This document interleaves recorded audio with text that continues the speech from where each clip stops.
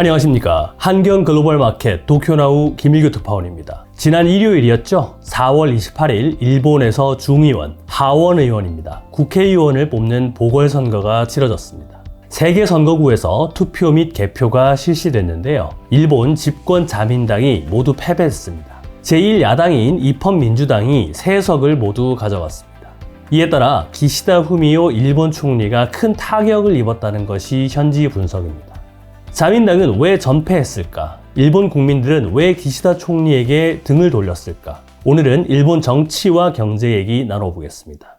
우선 일본의 직전 중의원 선거는 2021년이었습니다. 중의원 의석수가 465석인데 자민당이 261석을 얻었습니다. 과반인 233석을 훨씬 넘습니다. 여기에 자민당과 손을 잡은 공명당 32석까지 더하면 범여권이 293석으로 압도적입니다. 자민당은 사실 1955년 창당 이래 지금까지 사실상 장기 집권하고 있습니다. 2009년에 민주당에 정권을 내준 적이 있는데 3년 만에 바로 되찾아왔습니다. 근데 이제 보궐선거는 왜 했느냐? 해당 지역 국회의원이 사망하거나 사직해서 공석이 되면 실시를 합니다. 일본에선 이 공석이 발생하면 1년에 2번, 4월과 10월 넷째 주 일요일에 보궐선거를 합니다. 이번에 중의원 보궐선거가 이뤄진 3개 지역을 보시죠. 도쿄 15구, 시마네 1구, 나가사키 3구 등 3개 선거구가 대상이었습니다. 이 3 선거구 모두 원래 자민당 소속 국회의원이 차지하고 있던 곳입니다. 우선 도쿄 15구, 여기는 기존 자민당 의원이 공직선거법을 위반해서 물러나면서 공석이 됐습니다. 그리고 시마네 1구, 이곳은 작년에 기존 자민당 의원이 사망하면서 자리가 비었고요. 나가사키 3구, 여기는 기존 자민당 의원이 비자금 스캔들로 물러나면서 공석이 됐습니다. 근데 이제 도쿄 15구랑 나가사키 3구는 자민당 의원이 불미스러운 일로 사퇴한 곳이기 때문에 자민당이 후보를 낼 수가 없었습니다. 그래서 누가 당선이 되든 자민당으로선 지역구를 잃는 것이기 때문에 부전패를 당했다고 할 수 있죠. 대신 이제 시마네 1구에는 자민당이 후보를 냅니다. 전직 재무관료 출신을 공천했는데요. 이 시마네 1구는 일본이 선거제를 개편한 1996년 이후 자민당이 한 번도 진 적이 없어서 보수의 왕국으로 불리던 곳입니다. 그러니까 자민당도 기대를 하는 거죠. 그래서 기시다 총리부터 주요 자민당 정치인들이 이 시마네 1구를 찾아가서 지원 유세를 펼쳤습니다. 그런데 여기서도 야당한테 졌습니다. 그래서 3전 전패를 당한 것이죠. 이게 왜 이러냐? 사실 이번 선거 결과는 어느 정도 예견이 됐습니다. 자민당의 비자금 스캔들이 불거진 이후 처음 치러진 선거여서 자민당에 대한 국민 여론이 무척 좋지 않았습니다. 비자금 스캔들이 뭐냐? 일단 일본 자민당에는 공식적으로 파벌이라는 게 있습니다. 6개의 파벌이 있었는데요. 많이 들어보신 정치인들 이름이 각 파벌 이름인데 의원 수가 많은 순서대로 보면 아베파, 아소파, 모테기파, 기시다파, 니카이파, 모리야마파입니다. 쉽게 말해 파벌 소속 의원끼리 서로 끌어주고 밀어주고 그런 집단입니다. 이 파벌별로 정치자금 모금 행사를 여는데요. 이걸 파티라고 합니다. 그럼 이제 소속 의원들이 이 파티 티켓을 팔아옵니다. 이제 그 돈을 모아서 파벌 소속 의원들에게 여름과 겨울에 얼음값, 떡값 이런 보너스를 지급합니다. 의원들은 그걸 사무실 운영비도 쓰고 다음 선거에도 쓰고 그런 것이죠. 이게 얼음값, 떡값이라는 게 우리가 듣기에 어감이 이상해서 그렇지 일본에선 불법이 아닙니다. 정치자금 수지 보고서에 다 기록하고 있는 것이죠. 각 파벌의 보스가 그런 자금을 챙겨주면 소속 의원들은 또 보스를 밀어주는 그런 공생관계가 되는 것입니다. 문제는 그동안 일부 파벌이 이 티켓을 할당량 이상 판 의원들에게 초과분을 다시 넘겨주는 관행이 있었는데요. 예를 들어서 A 의원은 5천만 원어치 팔아와라 라고 했는데 1억 원어치를 팔아왔다. 그러면 5천만 원은 이제 그 의원한테 다시 돌려주는 것이죠. 근데 이걸 아까 말씀드린 그 정치자금 수지 보고서에 다 기록을 하지 않은 것입니다. 그러니까 이제 뒷돈 의혹이 불거진 것이죠. 그래서 일본 국민들이 단단히 화가 났습니다.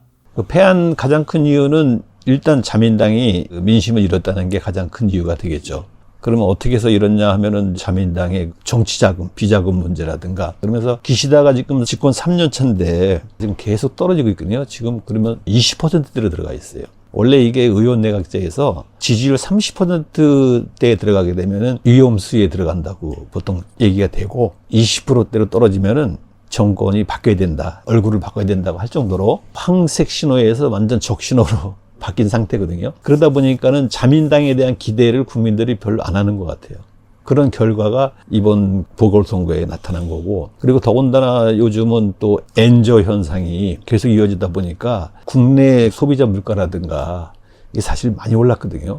실제로 월급 받아서 생활하는 사람들은 굉장히 더 이 생활의 압박을 더 느끼고, 일반적인 서민들에게는 실질적으로 감각이 없는 거죠. 임금이 올랐다고 하더라도 자기가 소비하면서 느껴야지 이제 실감이 나야지 거기에 대한 어떤 잘하고 있다라든가 평가를 해줄 텐데 전혀 그런 게 없고, 그런 불안정한 상태에서 정치가들은 정치가들대로 그 비자금 문제라든가 뭐 맨날 하는 그런 더티한 면만 계속 보이다 보니까는 총체적으로 일본 정치의 난국 형상이라고 보여집니다. 이제 여기서 우리 국민들이 보시기에 파벌 정치를 일삼는 자민당이 어떻게 1955년 이래 아직까지 장기 집권하고 있느냐 의문이 드실 수 있는데요. 파벌이라는 게 꼭 권력 투쟁만 하는 게 아니라 서로 견제와 균형을 이루면서 어쨌든 일본을 선진국 대열에 올려놓는 데 크게 기여를 했습니다. 그리고 과거에 비해 이 파벌 정치가 많이 약해진 것도 사실이고요. 거기에 이제 입헌민주당은 자민당의 대안이 안 된다는 인식도 있습니다. 2009년에 입헌민주당에 기회를 줬는데 2011년 동일본 대지진 때 워낙 대응이 미숙해서 더 그런 인식이 강화됐습니다. 어쨌든 그래서 이제 자민당은 죄송하다, 잘못했다 하면서 일단 각 파벌이 해체를 합니다. 6개 중에 비자금 스캔들에 연루가 안 된 아소파만 빼고 다 해체를 했습니다. 그리고 이제 자체 징계도 내립니다. 총 39명에게 징계를 하는데 그중 2명에게는 탈당 권고라는 중징계를 내립니다. 근데 이 징계 대상에서 자민당 총재인 기시다 총리는 빠집니다. 그러니까 국민들이 더 화가 난 것입니다. 아니, 수장이 책임을 져야 하는 것 아니냐, 이런 것이죠. 그래서 이제 기시다 내각 지지율이 바닥을 깁니다. 보궐선거 직전인 신문사별 설문조사가 나온 지난달 22일인데 이때 기시다 내각 지지율이 요미우리 신문 조사에서 25%, 아사히 신문에서 26%로 나옵니다. 20%대 지지율은 일본에선 정권 퇴진 위기 수준이다, 이렇게 받아들여지는데요. 그러니까 보궐선거에서 승리할 수가 없었던 것입니다. 이 비자금 스캔들이 자민당 그리고 기시다 총리를 결정적으로 흔들었지만 사실 그 전부터 기시다 총리의 인기는 떨어지고 있었습니다. 이미 작년 6월부터 하락세로 돌아섰는데요. 핵심은 사실 경제입니다. 일본 경제가 오랜 디플레이션에서 벗어나 인플레이션으로 가고 있는데요. 올해는 기업들 실적이 3년 연속 최고치를 경신하고 거기에 이제 니케이 지수도 사상 처음 4만 선을 넘어섰지만 문제는 이게 일반 서민들과 별 상관이 없다는 겁니다. 오히려 물가는 뛰는데 임금은 못 따라가니까 국민들 마음이 돌아선 것인데요. 지난해 일본 물가는 41년 만에 가장 큰 폭으로 올랐지만 물가를 반영한 실질 임금은 2.6% 감소했습니다. 올해 이제 기업들이 앞다퉈 임금을 올리고 있는데 이미 늦었죠. 그럼 이제 일본 정치 지형은 어떻게 되느냐? 일단 일본 총리는 다른 나라에 없는 막강한 권한이 하나 있습니다. 바로 중의원 해산권인데요. 일본은 의원 내각제여서 다수당 대표, 즉 자민당 총재가 총리가 되는 구조입니다. 총리가 중의원을 해산하고 본인의 공천권과 선거자금, 선거 유세 지원 등을 통해서 다시 선거를 치른 뒤 본인 기반을 강화하는 것이죠. 실제로 일본은 1947년 첫 선거 이후 중의원이 임기 4년을 다 채운 적이 거의 없습니다. 그렇지만 이게 일종의 도박인 게 지금 내각 지지율이 이렇게 낮은데 중의원을 해산하고 다시 선거를 치렀다가 지면 아예 정권을 내줄 수도 있다는 것입니다. 그래서 해산이 어렵지 않냐는 관측이 나옵니다. 오히려 자민당 내에선 기시다 총리를 교체하려는 움직임이 강해질 것이라는 관측이 나오는데요. 기시다 총리의 자민당 총재 임기가 오는 9월까지입니다. 자민당으로선 기시다 간판으론 내년 10월 중의원 총선거를 치를 수 있겠느냐, 이 고민이 드는 겁니다. 그러니까 9월 총재 선거를 통해 간판을 바꾸고 내년 중의원 총선거를 준비하자, 이런 움직임이 있는 것이죠. 그럼 포스트 기시다는 누구냐? 이건 아직 일본 언론들도 마땅한 사람이 없다는 분위기입니다. 그렇다고 기시다 총리에게 아예 반전의 카드가 없는 것은 아닙니다. 6월에 소득세, 주민세 감세를 시행한 뒤 지지율을 끌어올려서 재선을 노릴 것이라는 관측입니다. 어쨌든 자민당 총재 선거까지 남은 5개월 동안 일본은 정치적 불확실성이 매우 높은 상황이라고 볼 수 있겠습니다.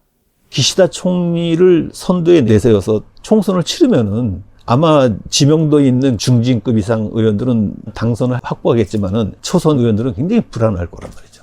그러니까는 누가 선거를 진두지휘할 수 있는 누구냐에 따라서 이제 이게 틀려지기 때문에 9월 달까지 자민당 내에서 순조롭게 어떤 이양이 이루어지냐 아니면은 기시다 총리가 9월이 돼서 자기는 3년 1기를 끝나는 거로 하고 총재 선거에 안 나온다고 자퇴를 하게 되면은 새로운 얼굴을 내세워서 이제 그 해산 총선거. 왜냐면 아무래도 총재가 바뀐다는 거는 새로운 얼굴이 되면은 조금 그래도 국민적인 기대치라든가 이런 게 있기 때문에 지금의 기시다 총리처럼 20%대 지지는 사실은 회복이 될 거거든요. 근데 이제 문제는 기시다 총리가 정말 욕심을 안 내고 자기가 여기서 물러나겠다 하면은 좋을 것 같은데 그건 아직 모르는 거죠. 근데 그렇게 하기 위해서 이번 보궐선거에 성적표를 받들고 자민당 내 원로라든가 중진들이 머리를 맞대고 하고 있을 겁니다. 그래서 제가 보기에는 이 기시다 총리에 대한 어떤 압박이라든가 그런 그림이 그려지지 않을까라는 생각도 들어요. 여기까지 일본 자민당 기시다 총리 이슈를 짚어봤습니다. 일본 정치가 우리와 구조적으로 많이 다르긴 합니다만 핵심은 같다고 봅니다.